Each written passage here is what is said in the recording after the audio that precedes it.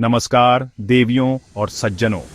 आज हम दक्षिण भारत के इतिहास की उस यात्रा पर चलेंगे जहां चोल, पल्लव और पांड्य राजवंशों ने कला, संस्कृति और प्रशासन में अमिट छाप छोड़ी। ये शासक केवल विजेता नहीं बल्कि निर्माता और द्रष्टा थे, जिन्होंने मंदिरों, मूर्तियों, साहित्य और प्रशासनिक व्यवस्था के रूप में अपनी विरासत छोड़ी। इनकी कहानियां सिर्फ युद्ध की नहीं बल्कि भक्ति, व्यापार और ज्ञान की भी हैं। आज हम तीसरी शताब्दी ईसा पूर्व से 13वीं शताब्दी ईसवी तक के कालखंड की पड़ताल करेंगे। जानेंगे कि कैसे इन राजवंशों ने दक्षिण भारत ही नहीं बल्कि दक्षिण पूर्व एशिया तक अपनी छाप छोड़ी। तो चलिए इस ऐतिहासिक यात्रा की शुरुआत करते हैं। सबसे पहले चोल राजवंश। दक्षिण भारत के इतिहास में चोलों का एक विशेष स्थान है, जिन्होंने अपनी अद्वितीय संस्कृति, शक्तिशाली नौसेना और कला के प्रति प्रेम से एक अमिट छाप छोड़ी। इनका उल्लेख अशोक के अभिलेखों और संगम साहित्य में मिलता है, जो हमें उनकी प्राचीनता और महत्व का बोध कराता है। ये ग्रंथ चोलों के प्रारंभिक इतिहास और उनकी सामाजिक संरचना पर प्रकाश डालते हैं। लेकिन इनका स्वर्ण युग शुरू हुआ विजयालय चोल से, जिन्होंने 8वीं शताब्दी में सत्ता संभाली और चोल साम्राज्य को एक नई दिशा दी। जिन्होंने तंजावुर को जीतकर साम्राज्य की नींव रखी। तंजावुर, जिसे तंजौर भी कहा जाता है, चोलों की शक्ति का केंद्र बना और यहां से उन्होंने दक्षिण भारत में अपना प्रभाव फैलाया। राजराज चोल प्रथम 985-1014 ई ने बृहदेश्वर मंदिर बनवाया, जो उनकी महान उपलब्धियों में से एक है। द्रविड़ वास्तुकला का अद्भुत उदाहरण, जो आज भी चोलों की शक्ति और शिव भक्ति का प्रतीक है। यह मंदिर न केवल एक धार्मिक स्थल है बल्कि चोल कला और संस्कृति का भी जीवंत उदाहरण है। उनकी नौसेना ने श्रीलंका और मालदीव तक विजय पताका फहराई, जिससे हिंद महासागर में चोलों का दबदबा कायम हुआ। चोलों की नौसेना शक्ति ने उन्हें व्यापार और सामरिक दृष्टि से महत्वपूर्ण बना दिया था। उनके पुत्र राजेंद्र चोल प्रथम गंगा तक विजय अभियान लेकर गए और गंगैकोंड चोल की उपाधि धारण की। यह उपाधि उनकी उत्तर भारत पर विजय का प्रतीक थी। उन्होंने गंगैकोंड चोलपुरम नामक नई राजधानी बसाई और दक्षिण पूर्व एशिया तक नौसैनिक अभियान चलाए। इन अभियानों ने चोल साम्राज्य को एक अंतर्राष्ट्रीय शक्ति बना दिया। चोलों की प्रशासनिक व्यवस्था बेहद सुदृढ़ थी, जो उनकी सफलता का एक महत्वपूर्ण कारण थी।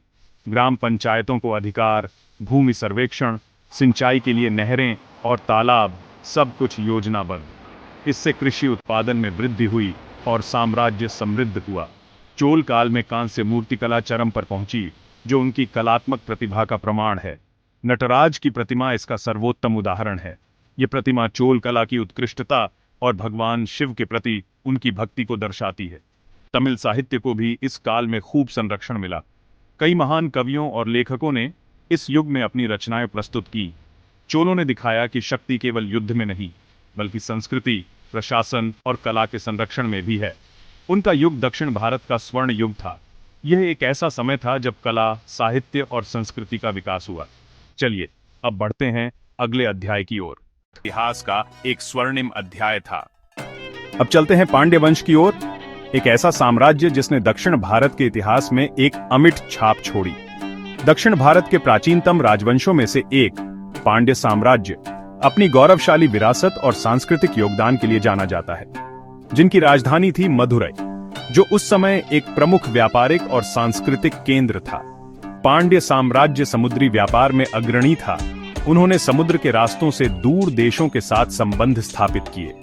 मोतियों, जो उनके राज्य में बहुतायत में पाए जाते थे, उनकी बहुत मांग थी।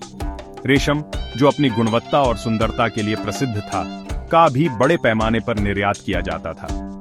मसालों का व्यापार रोमन साम्राज्य तक फैला था, जिससे पांड्य साम्राज्य को अपार समृद्धि मिली। व्यापार से मिली समृद्धि ने पांड्य राजाओं को कला और साहित्य को बढ़ावा देने के लिए प्रेरित किया। मदुरै को तमिल संस्कृति और साहित्य का गढ़ बना दिया, जहां विद्वानों और कवियों का जमावड़ा लगा रहता था। संगम सभाएं यहीं पांड्य राजाओं के संरक्षण में होती थीं, जहां तमिल साहित्य के उत्कृष्ट कृतियों की रचना हुई। मीनाक्षी अम्मन मंदिर, जो मदुरै शहर का हृदय है, पांड्य स्थापत्य और भक्ति का प्रतीक। यह मंदिर उनकी कला और संस्कृति का जीवंत उदाहरण है। अपने भव्य गोपुरमों के लिए प्रसिद्ध है, जो दूर से ही दिखाई देते हैं। पांड्य शासक शैव, भगवान शिव के भक्त थे, और वैष्णव दोनों संप्रदायों के संरक्षक थे, जिससे धार्मिक सहिष्णुता का माहौल बना रहा। भक्ति आंदोलन को बढ़ावा दिया, जिसने समाज में प्रेम और भक्ति का संदेश फैलाया। इन्होंने अपनी सांस्कृतिक पहचान को, अपनी भाषा और कला को संरक्षित रखा, संघर्षों के बावजूद बनाए रखा और अपनी विरासत को आने वाली पीढ़ियों के लिए सुरक्षित रखा। पांड्य कला में ऊंचे अलंकृत गोपुरम मंदिरों की शान बढ़ाते थे और गुफा मंदिरों की विशिष्टता थी जो उनकी वास्तुकला कौशल का प्रमाण है। इन्होंने व्यापार, जो उनकी अर्थव्यवस्था की रीढ़ थी, संस्कृति, जो उनकी पहचान का प्रतीक थी, और धर्म के माध्यम से दक्षिण भारत को दुनिया से जोड़ा और एक वैश्विक समुदाय का हिस्सा बनाया। पांड्य वंश ने साबित किया कि असली शक्ति अपनी संस्कृति और परंपराओं को जीवित रखने में है और उन्हें आने वाली पीढ़ियों तक पहुंचाने में है। आज हमने चोल, पल्लव और पांड्य राजवंशों के योगदान को जाना। तीनों ने दक्षिण भारत की परंपरा, शक्ति और संस्कृति को समृद्ध किया। चोलों ने प्रशासन और समुद्री शक्ति से साम्राज्य बनाया, पल्लवों ने स्थापत्य और कला को अमर किया, पांड्यों ने व्यापार और संस्कृति को सहेजा। इनकी विरासत आज भी मंदिरों, कला और स्थानीय स्वशासन में जीवित है। यह इतिहास हमें सिखाता है, महानता केवल विजय में नहीं बल्कि निर्माण, संरक्षण और आने वाली पीढ़ियों के लिए बेहतर दुनिया छोड़ने में है। उम्मीद है इस सफर ने आपको प्रेरित किया होगा। अगली बार जब दक्षिण भारत के मंदिर देखें, इन महान शासकों को जरूर याद कीजिएगा। धन्यवाद।